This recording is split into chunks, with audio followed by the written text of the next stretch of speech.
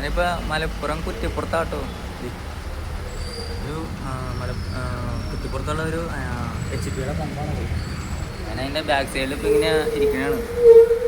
സത്യം പറഞ്ഞാൽ ഇന്നലെ ഇങ്ങോട്ട് വരാൻ നേരം ഇരുന്നായിരുന്നു, പക്ഷെ ഭയങ്കര മഴയായിരുന്നു. ആ മഴ അങ്ങോട്ട് 1 മണി 2 മണി വരെ അങ്ങോട്ട് ഉണ്ടായിരുന്നു എനിക്ക് തോന്നുന്നത്. പിന്നെ ഒരു കടയുടെ ഫ്രണ്ടിൽ അങ്ങ് സ്റ്റേ ചെയ്തു. ഇപ്പോൾ രാവിലെ ഇങ്ങോട്ട് പോകുന്നുണ്ട്.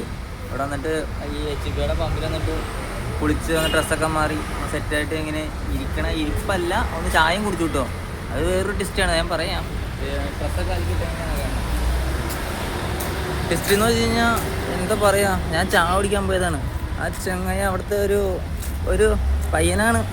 ഞാൻ ഇങ്ങനെ ദോശ ചോദിച്ചു. അപ്പോൾ ഓൻ എന്നിട്ട് വലിയ ദോശ കൊണ്ടുവന്നത്. നമ്മുടെ അടുത്ത് ദോശ എന്ന് പറഞ്ഞാൽ ചെറിയ ദോശയാണല്ലോ.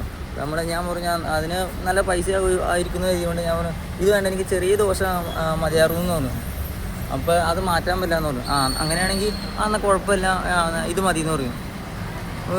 വേറെ വേണമെന്ന് വെച്ചു. അപ്പോൾ പറഞ്ഞു കിട്ടുമായിരുന്നെങ്കിൽ കഴിക്കാറുമെന്ന് പറഞ്ഞു. അപ്പോൾ ഓൻ എന്നിട്ട് അപ്പോൾ എന്നാൽ അത് കുഴപ്പമില്ല, ഇത് ഇരുന്നോട്ടെ, ഞാൻ വേറെ കൊണ്ടുതരാം എന്ന് പറഞ്ഞു. അപ്പോൾ ഞാൻ കരുതി ഇനിയിപ്പോൾ ഇവനോട് ഞാൻ വന്നപ്പോൾ ഇങ്ങനെ നല്ല രീതിയിൽ കമ്പനി ആയിരുന്നു. അപ്പോൾ ഞാനിപ്പോൾ യൂട്യൂബറാണെന്ന് യൂട്യൂബർ ആയതുകൊണ്ട് ഇനിയിപ്പോൾ ഇവനെൻ്റെ അടുത്ത് ഇനിയിപ്പോൾ ചുമ്മാ കഴിച്ചോളം പറയണമായിരിക്കും എന്ന് എഴുതിക്കൊണ്ട് അപ്പോൾ ഞാനപ്പോൾ ഓക്കെ എന്ന് പറയും. എന്നിട്ട് ഞാനപ്പോൾ ദോശയും പിന്നെ ഈ വലിയ ദോശയും കൂടി കഴിച്ചു. അപ്പോൾ കഴിച്ച് കഴിഞ്ഞിട്ട് ഇവനുണ്ട് പൈസ കൊണ്ടുവരും, ചായ മേടിച്ചാറുണ്ടോ. 150 രൂപയാണ് ഇവൻ എനിക്ക് ബില്ല് കൊണ്ടുവന്നത്. ഞാനിങ്ങനെ ആലോചിക്കാം, ഏത് 3 ചെറിയ ദോശയും പിന്നെ ഒരു വലിയ ദോശയും, ഇത് ഇത്രയും പിന്നെ ഒരു ചായയാണ് കുടിച്ചത്. ഇത്രയും അടിക്കുമ്പോൾ തന്നെ എന്തായാലും ഒരു 100ൻ്റെ താഴെ എന്തായാലും ആവത്തുള്ളൂ.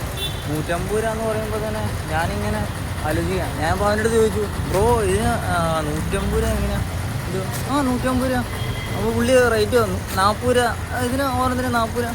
പുള്ളി കറക്റ്റായിട്ട് പറയുന്നില്ല 40 രൂപ. അതിൻ്റെ വിട്ടടിച്ചങ്ങ് പോവാണ്. ഞാൻ പിന്നെ ചോദിച്ചു ഇത് തന്നെയാണെന്ന് ചോദിച്ചു, റേറ്റ് ഇത്ര തന്നെയാണെന്ന് ചോദിച്ചു. അപ്പോൾ പിന്നെയും പറയാം, കൺഫേമായിട്ട് പറയാം ഇത്ര തന്നെയാണ്.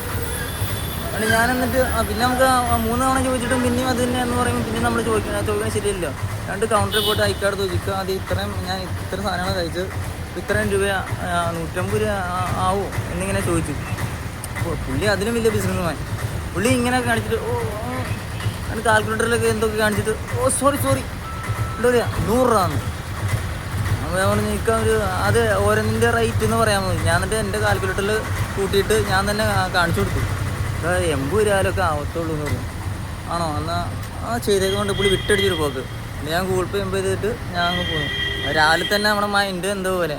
അപ്പോൾ കടയുടെ പേരൊന്നും പറയുന്നില്ല, നമ്മൾ പറയണത് ശരിയല്ലല്ലോ. അല്ല കാണിച്ചത് നമുക്കൊരു ബുദ്ധിമുട്ടായി പോയി.